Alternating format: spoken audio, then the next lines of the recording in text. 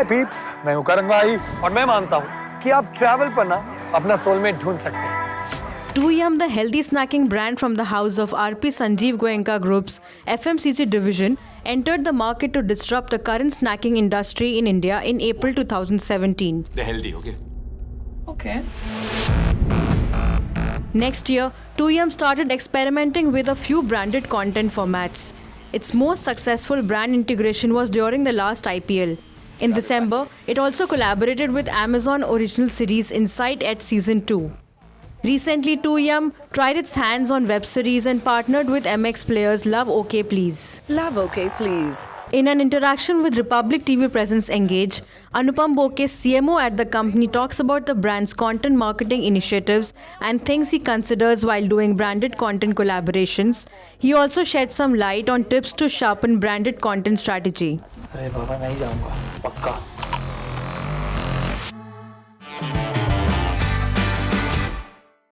Which has been Too Yumm's best branded content integration so far?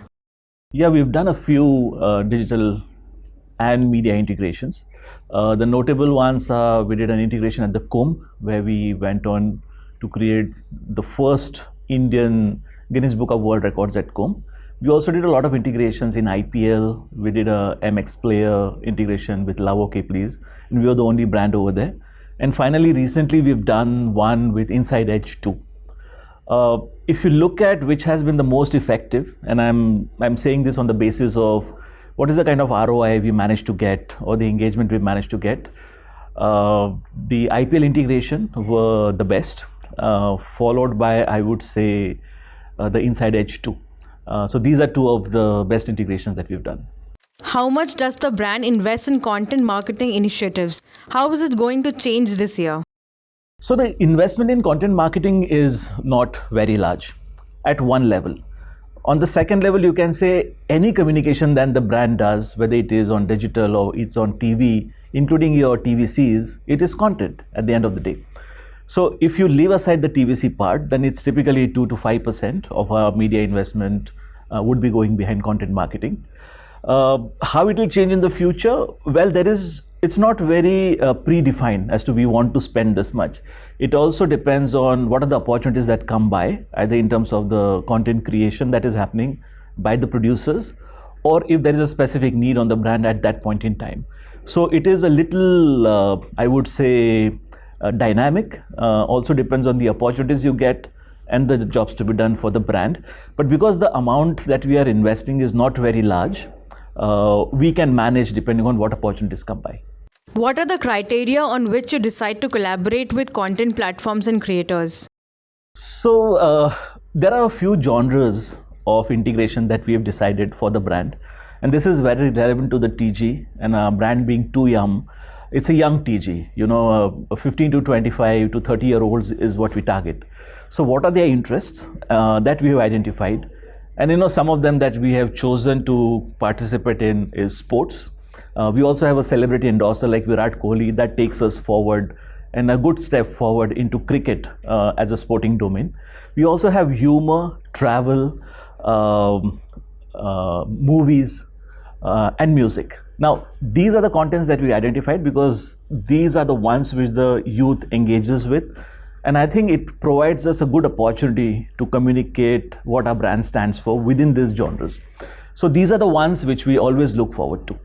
Which kind of content formats work best for your category? Video works best.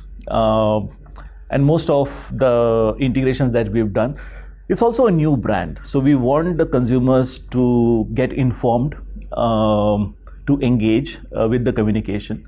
And I think video formats are the best way where you can bring all of it alive. We have done a bit of static now in terms of print, but that has been mostly to communicate the health benefits of healthy snacking, which is Too Yumm. But it still has its limitations as to how engaging it can be made. So yes, video and typically digital. Also, it allows you a better space to engage. It is also a platform where the consumers want to proactively engage with, or it's on demand rather than being forced upon. So these are the areas that we look at when we are doing content creation. Brands still misunderstand brand placements in content with branded content. Are you a believer in brand placements? So brand placement does work, but we think it has to fit with the theme and fit with the brand. So it is not just, I would say, engaging content or content of interest where you just go and plonk your brand. We don't do it that way. There has to be a certain fit. That's why if we choose cricket, because there is a certain fit with sport, our brand stands for healthy eating, healthy snacking, fitness, and that becomes a good genre for us to participate in. So as long as there is a strong fit with the brand, we can tell our story that much more convincingly. So we choose it that way, and as long as that is done, it works. Why are the larger brands still shying away to spend big money on content marketing? So it all depends on what you define as branded content. It is equally true that the content has to be engaging so that you can get the audience, but it's equally true that it has to be led by the brand. What is the kind of content that you want to participate in becomes extremely important. Just participating in any content, any space may not work to the benefit of the brand, and it might actually become a little bit generic. So as I said, when we identify genres, as long as there is something interesting happening in that space, we are happy to participate. If we don't see anything concrete happening which has a very good fit with the brand, we won't do it. Now, when Inside Edge 1 happened, and I'm just sharing one example, since that time we thought that this is a good space for us to integrate Too Yumm in. And we were looking forward to Inside Edge 2. So when Inside Edge 2 was announced, we participated and actually engaged with the team much in advance. And that's the reason why we see such beautiful content getting created. So it takes a lot of effort, much more than doing just a TVC. And if you want to really do it beautifully, it actually takes a lot of effort and time. How challenging is it for you to measure ROI in content marketing initiatives versus regular advertising? Yeah, ROI is the primary metric. But we also have metrics like engagement. These are the primarily two things. For a snacking brand, we really don't use sales as a metric, but brand equity, how it is building, is certainly a metric. Now, there are areas which are big investment areas. For example, participating in IPL, those are very well measured, and tools have been developed. Agencies are there which track it and will tell you what is the ROI that you have managed to deliver from that particular activity. Like in 2019 IPL, Too Yumm was the second best ROI, as in recall return on investment. So that is very well measured. But in most of the cases, the ROI is not very easily available. So we rely on engagement as a score, awareness as a score, which gets captured in your brand track. But not every content that you create and participate in is measured very well. That certainly is an area that content developers should focus on going forward. Why do we see brands exploring content marketing ideas mostly on the digital platform in comparison to TV, radio, and print? So digital provides a better space in terms of the time that you can devote, in terms of how well you can engage and integrate the brand into the storyline. Television typically is, of course, it's very expensive, and you typically would participate through your TVCs, which is a 20-second, 30-second spot. So there are limitations as to how much you can tell.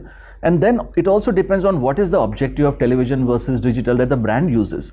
Like on Too Yumm, we use television for awareness, but for engagement, we use digital for the reasons that I just mentioned. And that's the reason perhaps it's equally true for every brand and every marketer. So that's why digital actually becomes the most important space. Now, there are TV opportunities also where within the content, the TV serials, brands are integrated. But in many ways, as it is, television as a medium is something which you are forced to watch, and it is not by choice. Of course, there is appointment viewing, but if you push your brand too much, it starts to intrude in the consumer's experience or the viewer's experience. In digital also is the same. I mean, you can't make your content intrusive. It has to really seamlessly flow. But if the genre is chosen by the viewer and the content is beautifully integrated, they don't mind. So one thing which is, it should not intrude in the entertainment experience of the viewer. And I think digital provides much better opportunity to do it. How can a brand ensure its content to stand out in the clutter? I think the basics really matter.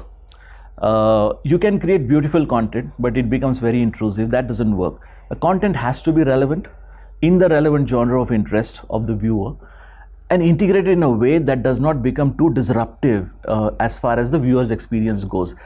As long as you can manage all these three, I think it works very well. Republic TV presents Engage, a video interview series brought to you by Buzz in Content.